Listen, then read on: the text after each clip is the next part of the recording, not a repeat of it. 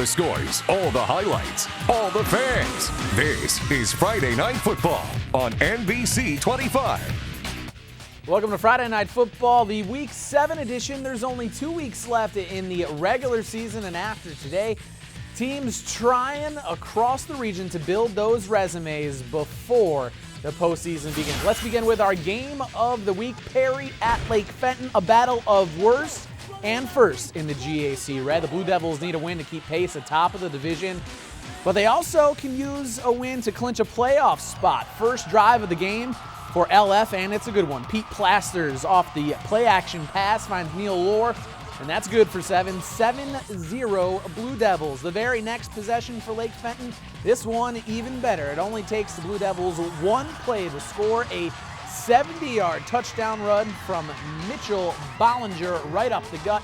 14-0 Lake Fenton. Can they make it 3 in a row?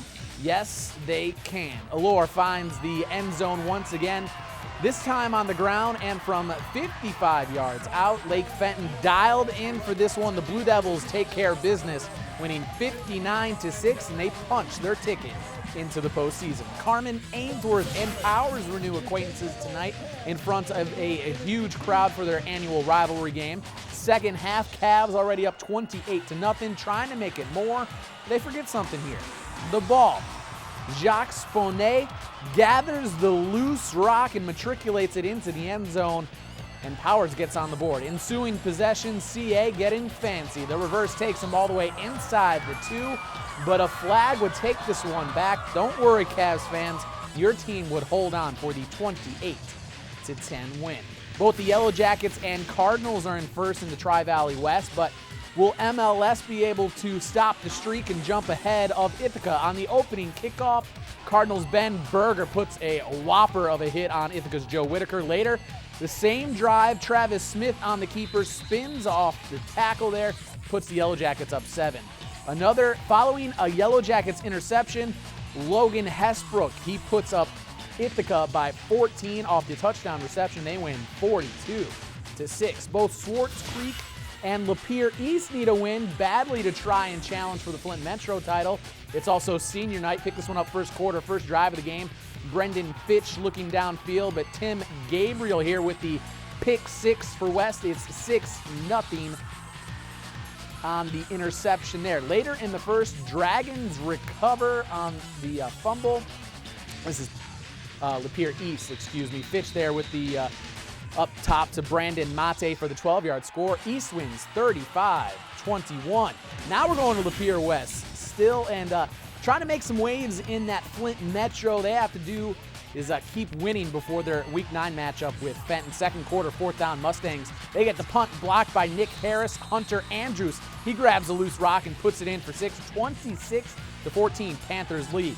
Fast forward to the third, Clio driving. James Zybro, to the air. Nice catch by Evan Zargett for the 25-yard score. Later in the quarter, a 14-point game. Zybro in trouble. He tries to throw it away, but Andrews there for the pick 6. Got a lot of those tonight. 20-point lead for West. They go on to win 48-26. Real quick, let's check in with other scores from this Week 7 of action. New Lothrop, they get a win by forfeit tonight over Dryden. Linden, they fall to Ortonville. Brandon 22-15. Grand Blanc keep things going in the KLAA West with a 10-point win over Heartland. And Goodrich gets a big win over Mount Morris. Well, make sure you stick around for Friday Night Football because we're going to pick up the pace. The No Huddle is next. Hi, we're the Ovid LC Cheerleaders, and you're watching Friday Night Football on NBC 25. We're the Frankenmuth Cheerleaders, and you're watching Friday Night Football on NBC 25. Welcome back to Friday Night Football. The clock is running out, so we need to pick up the pace. Let's go. No Huddle. We start out in the Tri-Valley East where the Eagles are hosting Caro. This game all Frankenmuth. First play of the third quarter, Nick Volk on the option. He gets the ball to Jake Reinbold, and he gets it for a big gain. Muth would score on the very next play. They go up 42-0, and Muth takes this one 51-0. 6-0. North Branch right behind Muth for first in the TVC East. Gabe Wells with the carry off the nice misdirection play here. Wells, he's going to score easily, puts North Branch up 7, and they take the contest 28-0. North Branch headed to the playoffs for the third time in school history. Up north in the Saginaw Valley North, Heritage hosting Midland Dow. The Chargers' Brennan Miller connects with a pass to Mason Hayes at the 50-yard line. Later in the same drive, Miller on a keeper. And he is in for the score. The Chargers, they go on to win by 21 points, 28-7. Let's check in with Swan Valley on the road in Chesaning, looking to increase their lead in the Tri-Valley Central.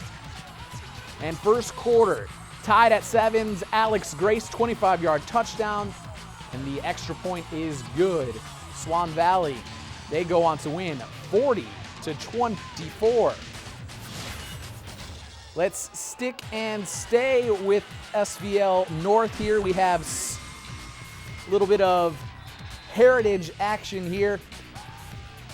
Midland Dow at Heritage, a nice little run for the keeper. Gets into the end zone for the touchdown. This one ends up with Midland Dow going to Heritage and taking the contest 28-7. Ovid Elsie, or actually Merrill at St. Charles. Nice play here by the keeper here. Gets into the end zone for the touchdown. Final in this one. Vikings win 55-13. Let's go to Ovid Elsie. Fourth quarter action. It's a 41-14 game. Alma driving down the field, trying to score. Justin Doyle, his pass gets picked off. That's not how he drew it up. But don't worry, Ovid Elsie, they do get the win after the interception, winning 41-14. Out west in the TVC, out west in the Tri-Valley Conference here, they would like to finish things out the last 2 weeks and play nicely. St. Charles up 13-6. Kevin Brown here with a very nice 15-yard run. And the Bulldogs, they get a win over the Vandals, 27-12. Let's take a quick look at other scores from around the region. Fenton with a win. Midland gets a W. Davison, they keep on rolling with a win over Southwestern, and Beecher falls to Montrose. It's time for your Play of the Night nominees. First one is out in Lapeer West hosting Clio. It's fourth down. The punt gets blocked. And then you have Hunter Andrews grabbing it for the touchdown. Play number 2 comes from Arthur Hill. They make it look easy on this play here. Virtually untouched. Hecka Henderson hands it off to Sylvester Lawson. He gets in for the touchdown.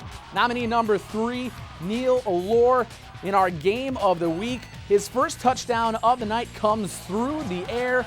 A nice touchdown. The second one, in my opinion, even a little bit better. This one off the ground, 55 yards. Remember, you can go to our website to vote, mindtheCnews.com. We're going to see you next week for Week 8 of Friday Night Football.